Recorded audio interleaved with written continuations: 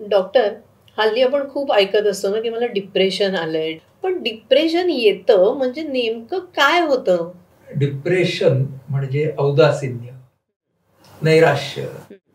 हताशपणा या सगळ्याच्या मागे काय आहे? तर वर्तनाची स्थितिशीलता आहे, निष्क्रियता आहे आणि मनाचा थकवा आहे. त्या मनाच्या थकव्यामध्ये खूप सारे निराशावादी विचार आहेत. तर पहिल्यांदा असं समजून घेऊ 3 शब्द, हं. की डिप्रेशन इज ॲन इमोशन म्हणजे ती एक भावना आहे. Depression can be a symptom and depression can be a syndrome. तेव्हा इमोशन, सिम्प्टम आणि सिंड्रोम हे 3 शब्द आपण पहिल्यांदा समजून घेऊ. ही भावना कोणत्या प्रकारची भावना आहे?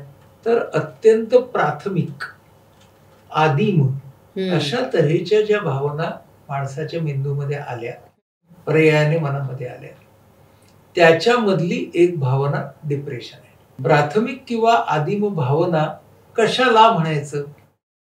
तर ज्या भावना इतक्या कंडिशन्ड आहेत, रुजलेल्या आहेत, की त्या भावनांचा अनुभव येण्यासाठी व्यक्तीला कॉन्शियसली काही करावं लागत नाही. आपोआप येतात. ऑटोमॅटिक त्याच्यातली एक भावना डिप्रेशन आहे.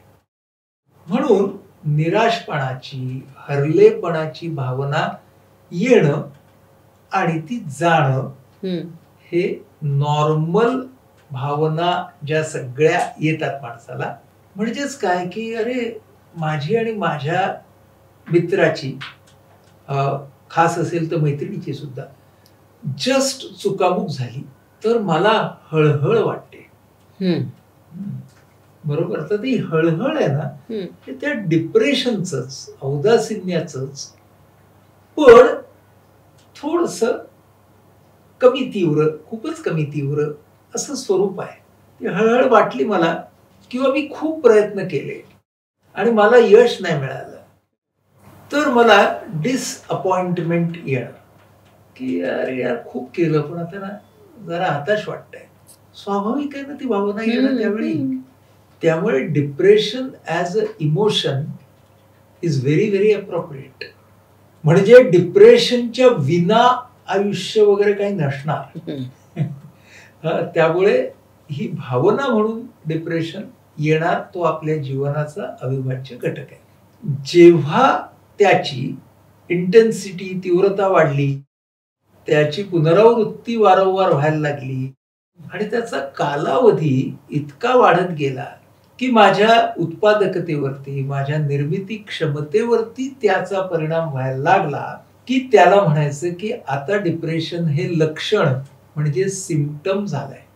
कारण डिप्रेशन नावाचं सिम्प्टम हे डिप्रेशन नावाच्या सिंड्रोम मध्ये पण असतं आणि डिप्रेशन नावाचं सिम्प्टम असाध्य शारीरिक आजाराचं निदान झालं तरी असतं.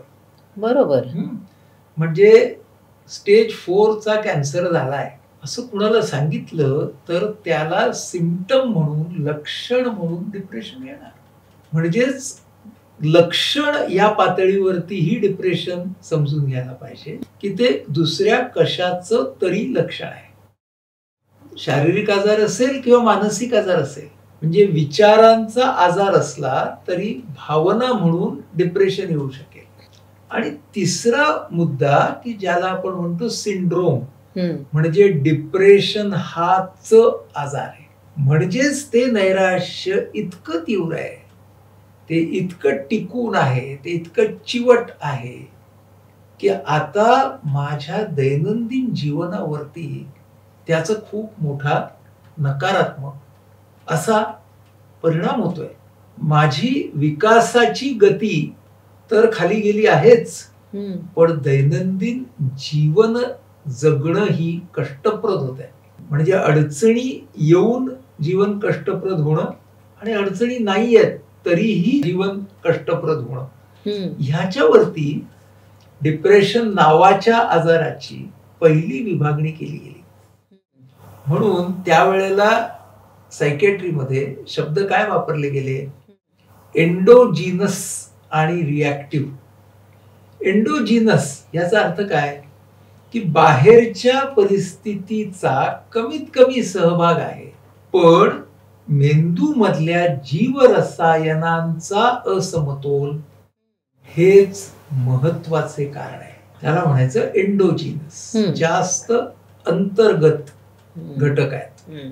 त्या अंतर्गत घटकांच्या मध्ये मग पुन्हा वंशशास्त्रापासून विविध घटक येतील, पण अंतर्गत जास्त खूप काही घडलेलं नाही. मराठीमध्ये आपण बोलताना असं म्हणतो ना की अरे सुखाचं अपचन झालंय का किंवा सुखाचंच दुःख झालंय का, तसं ते उदाहरण आहे की आतूनच ते डिप्रेशन आलंय. दुसरा भाग किंवा दुसरा गट असं सांगितला गेला की जिथं वास्तवामधल्या अडचणींचा दट्ट्या खूप जास्त आहे, आपत्ती येत आहे, प्रचंड प्रमाणामध्ये जीवनामध्ये बदल घडताय, म्हणजे वातावरणाचा मोठा सहभाग. मग शास्त्र असं म्हणालं की हे दोन वेगळे विभाग नसून ते एक स्पेक्ट्रम आहे. एका बाजूला इंटरनल फॅक्टर्स आहेत, एका बाजूला एक्सटर्नल फॅक्टर्स आहेत, आणि प्रत्येक ज्याला क्लिनिकल डिप्रेशन आहे, डिप्रेशनचा आजार आहे, तो ह्याच्यावरती असणार, या स्केलवरती. अशा प्रकारे आपल्याला त्याच्याकडे पाहायला पाहिजे. म्हणजेच असं की जर आपल्याला सिंड्रोम म्हणजे डिप्रेशनचा आजार असेल तर उपचार हवा. डिप्रेशन जर सिम्पटम असेल तर कारण शोधायला हवं, आणि डिप्रेशन ही भावना असेल तर तिचा स्वीकार करायला हवा. मग पुढचा प्रश्न येईल ना की मग कशाला आजार म्हणायचं. एक भाग आपण बघितला, इंटेन्सिटी, फ्रिक्वेन्सी, ड्युरेशन. दुसरा भाग असा जे डिप्रेस्ड कॉग्निशन म्हणजे उदास, निराश झालेली वैचारिकता म्हणजे काय, तर त्याच्यामध्ये होपलेसनेस म्हणजे आशा नाही अजिबात, सगळं काळ कुट्ट दिसतंय, एकही प्रकाशाची रेघ दिसत नाहीये, म्हणजे आता यातून चांगलं काही घडूच शकत नाही. करेक्ट. दुसरा मुद्दा हेल्पलेसनेस, असहाय्यता. मला कितीही मदत मिळाली तरी मी याच्यातून बाहेर पडू शकणार नाही. माझी ही फायनल आणि फेटल हेल्पलेसनेस आहे. तिसरा वर्थलेसनेस म्हणजे त्याला स्वत्वहीनता. म्हणजेच काय, स्वतःची किंमत मीच म्हणतो की शून्य सोडा मायनसच झाली आहे. असा माणूस जगण्यासाठी कुछ कामी आहे, कारण माझ्याकडून काहीच होणार नाही, घडणार नाही, त्याच्यातून येते ती निष्फळता.